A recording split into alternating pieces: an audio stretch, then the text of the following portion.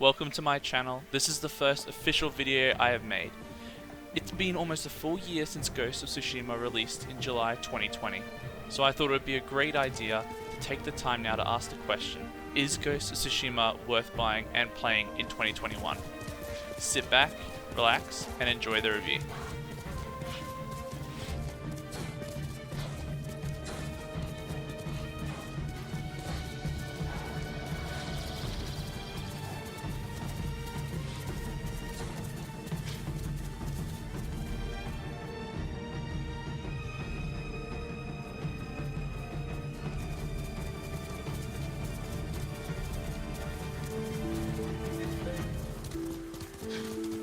Sucker Punch has gone out of their way to create one of the crowning jewels of the PlayStation exclusive lineup.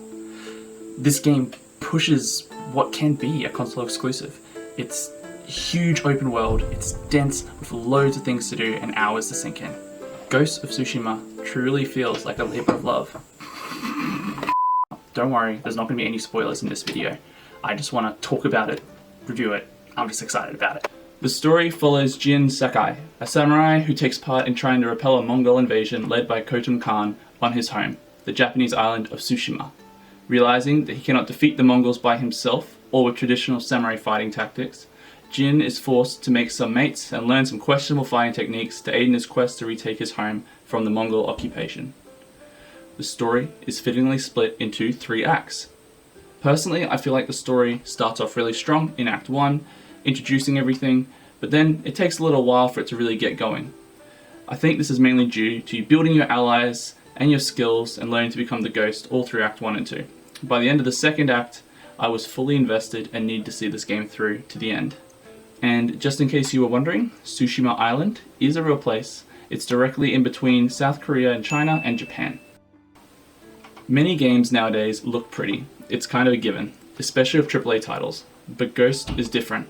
The mixture of diverse, coloured foliage and a seasonal spring setting makes this game a visual treat. This treat is made all the sweeter with the PlayStation 5's frame rate boost, giving you a nice, smooth 4K image at 60 frames per second. Nice. Now you may have heard this game be described as like a visual work of art. I'm inclined to agree with that. When Ghost of Tsushima is going all out and the wind picks up, blowing leaves all over the screen, or when there is a fire and the smoke and embers fill the backdrop, this game can truly take your breath away. It's great stuff. All this is great, but let's talk about gameplay. Gameplay is how you'd expect from the established developers of Sucker Punch. It's fluid, it's fast, and it feels rewarding. I played the game all the way through on hard mode, and I have to say, it was a lot of fun, but I died a lot.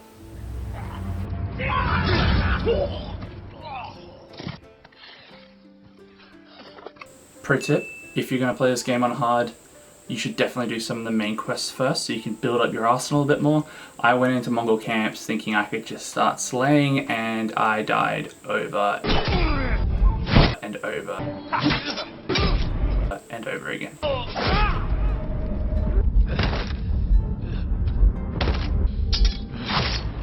I mean, they kill you in the same way you kill them. Wait, that's illegal. The enemies you face feel smart, and if you're not careful, they will easily swarm you.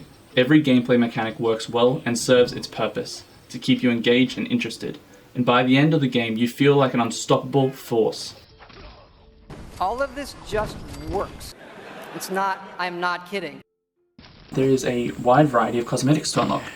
Everything here feels rewarding. Like wherever you explore, you're going to find something and you're going to feel like you earned it. Sucker Punch in this game rarely ever unincentivizes exploration. You search, you find. That's just good game making.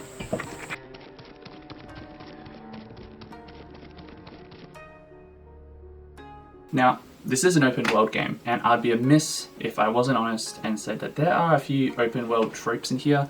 You know, stuff that you've come to see from Assassin's Creed or Watch Dogs, but they do it much better here. Sucker Punch do put care into these things, you can tell. For example, there's question marks on the map and you have to go and find them. Unlock said question mark, find a place, beat it, move on with your life. And there's heaps of them on each part of the map. So get ready for that. Seriously. The key difference here is that all of these tropes have unique twists to keep them relevant to the game. Don't worry, you won't be scaling any towers to unlock more of the map here. Instead, you're writing haikus, or bathing in hot springs, liberating villages, doing bamboo strikes, or my all-time favorite, patting foxes.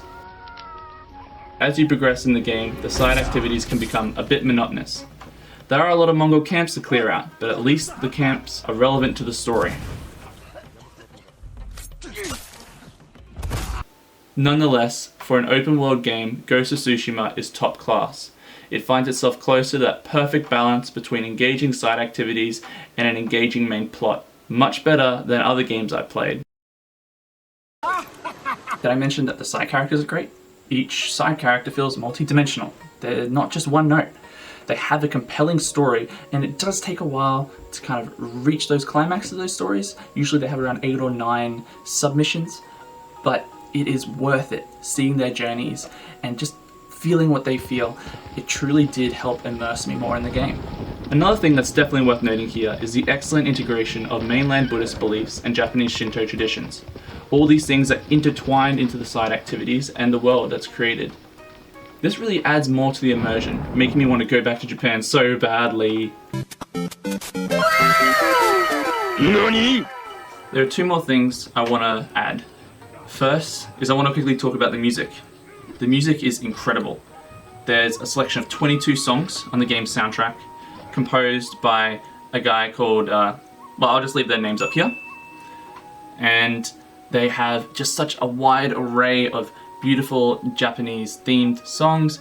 My personal favorite is The Way of the Ghost.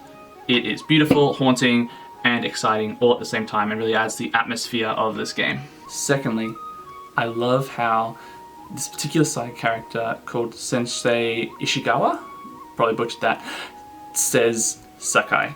It's so satisfying. Try and keep up, Sakai. Focus, Sakai. Patience, Sakai. Sakai. Lord Sakai!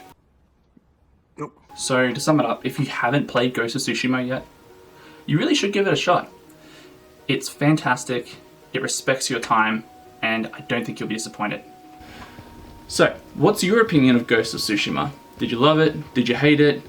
Also, if there are any games you'd like me to do next, let me know down in the comments section below. Now thanks to this game, all the weebs can say they know more stuff about Japan.